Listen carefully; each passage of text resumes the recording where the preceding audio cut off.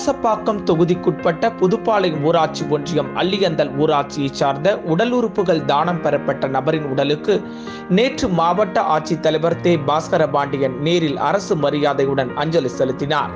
உடல் உறுப்புகள் தானத்தின் மூலம் நூற்றுக்கணக்கானோருக்கு வாழ்வளிக்கும் அரும்பணியில் நாட்டின் முன்னணி மாநிலமாக தமிழ்நாடு தொடர்ந்து விளங்கி வருகிறது.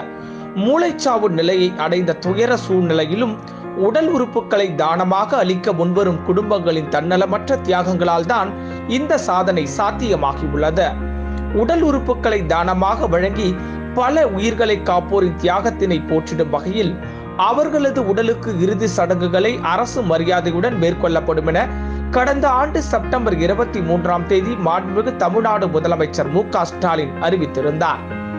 இந்நிலையில் செங்கம் வட்டம் புதுப்பாளையம் ஊராட்சி ஒன்றியம் அள்ளியந்தல் ஊராட்சியைச் சேர்ந்த கே. பாலமுருகன் என்பவர் செங்கம் சாலை பாச்சல் ஊராட்சி அருகே அடையாளம் தெரியாத வாகனம் மோதி நடந்த விபத்தில் படுகாயமடைந்து திருவண்ணாமலை அரசு மருத்துவக் கல்லூரி மருத்துவமனையில் அனுமதிக்கப்பட்டு மேல் சிகிச்சைக்காக சென்னை ராஜீவ்காந்தி மருத்துவமனையில் அனுமதிக்கப்பட்டு சிகிச்சை பலனின்றி கடந்த 3 உயிரிழந்தார். அதனைத் தொடர்ந்து அவரது குடும்பத்தினர் உடல் உறுப்பு தானம் செய்ய சம்மதித்து அன்னாரது உடல் உறுப்பு தானமாக பெறப்பட்டது.